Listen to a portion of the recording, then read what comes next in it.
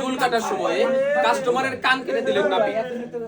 এ নিয়ে অনেক হট্টগোল, আহত অবস্থায় পাগলের মতো করছে কাস্টমার। আমরা এবার তাদের কাছ থেকে বিস্তারিত জানার চেষ্টা করব। আচ্ছা আপনারা একটু থামুন প্লিজ। আপনার আসলে বিষয়টা কি হয়েছে আমাদের একটু বলুন। দেখেন আমার একটা স্টাইল মিস্টাইল করে চুল কাটানোর ভাব থাকে, ঠিক আছে? তো এই ওনার দিয়ে আমি চুল কাটাই প্রতিনিয়ত, কিন্তু উনি যে শত্রুতা করে আজকে চুল কাটপারছে। ওমা মিছা কথা, এই যে কানেই বলে না, উচিত কয় কি আমি তো ওনাকে বলতে দিন প্লিজ। আমি ওনার কাছে আসছি, উনি মনে হয় আমার কোনো শত্রুতা করে আজকে এই কামটা করছে। তাইলে কই হইলো চুল আর কই হইলো কান? উনি কান কাটলো গেল লেগে আমার কন্ত। আচ্ছা আপনার সাথে ওনার কি কোনো পূর্ব শত্রুতা ছিল? ওই শত্রুতার জের ধরে আপনি ওনার কান কেটে দিয়েছিলেন? ভাই শালা তোর শত্রুতা না, তোর এত দিয়ে এত জায়গা বাদ দে। হ্যাঁ আমি অন্য জাত হেল্প করতেছে না, না অন্য জানতে না কথা হইছে শুনেন, বিষয় হইছে এই লোকটা আমার পুরান কাস্টমার, এর আগে করে চুল কাটি নাই, ওর কান তালা পর্যন্ত আমি পরিষ্কার করে দিই, খালি নিচে বাজে। এখন দেখেন ওরে এত কাস্টমার,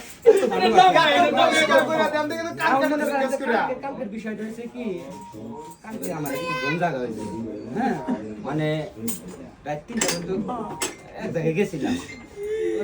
সবুদা ছোটটা ছোট্ট সবুদা নিয়ে গেছিল, পুরে চালে দূরে টান খাচ্ছিল, দূরে টান খাইছেন মানে ওই তামাক খাইছিল, মেলা দিনের খাই না, 2 বছর ধরে কানি না। পরে মনে করেন দূরে টান খাওয়ার পরে আমার মাথা মুখটা ঠিক নাই, কি করতেছি, আসার পরে অতি প্রথম কাস্টমার, হ্যাঁ আমি পানি টানি জল গরম পরিষ্কার করে কোন সময় কোনটা লেগে গেছে আমি জানি না, একটু শুনকার মতো লাগছে। তারপরে থেকে যে কাহিনী আমার কান জ্বলছে, কতক্ষণ কান লাল। থাক, আপনি উল্টাপাল্টা কথা বলার দরকার নেই। ওনার যে কান কেটেছে, রক্ত বের হয়েছে, এটা কিন্তু আমরা সবাই দেখতে পাচ্ছি। আর সবচেয়ে বড় কথা হচ্ছে আপনি নেশা করেছিলেন, যার জন্য ঠিক মতো ঘুমাতে পারেন নাই, আর আজকে সেই ঘুমের ঘোরে আপনি চুল কাটার বদলে কান কেটে দিয়েছেন। এটা তো আপনার শাস্তিযোগ্য অপরাধ। শাস্তিযোগ্য মানে ও আমার কান কাটছে, কান কাটার বদলে আমি আর কান কেটে দেবো, ঠিক আছে? আমার কোনো অন্য জরিমানা লাগবে না, আমার মেডিকেল ট্রিটমেন্ট বিল লাগবে না, আমি আর কান কেটে দেবো। সারা জীবনের জন্য শিক্ষা হয়ে যাইব যে যারা চুল কাটে ওগুলো সারা জীবনের জন্য মনে থাকবো যে আমরা যে মানুষের সেন্সিটিভ কাজ করি, এখানে আমরা কোনো নেশা মাদক ব্যবহার করতে পারি না। এই তো ওর দাম, এই যে শিক্ষাটা সারা বাংলাদেশে। আপনি একদম একটা ঠিক কথা বলেছেন। সেনসিটিভ কাজগুলো করার সময় অবশ্যই আমাদের সচেতন থাকতে হবে। উনি যে কাজটা করেছেন, নেশা করে চুল কাটার সময় ভুল করে চুলের বদলে কান কেটে ফেলেছে। এখন আরো বড় কোনো ক্ষতি হতে পারত। সবচেয়ে বড় কথা হলো, নেশা করে কোনো কাজ করলে সেটা ভালো হবে না। নেশা বাদ দিতে হবে চিরতরে, সমাজকে অবশ্যই নেশা মুক্ত করতে হবে। আপনি কান ধরে বলবেন যে আর কোনোদিন আপনি নেশা করবেন না, তাহলে আপনি মুক্তি পাবেন। কি বলেন, মানে মেনে নেবেন আপনি?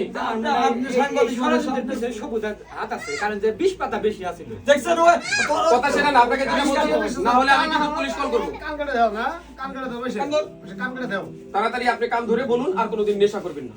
আচ্ছা ঠিক আছে, আমি আর কোনোদিন নেশা করব না।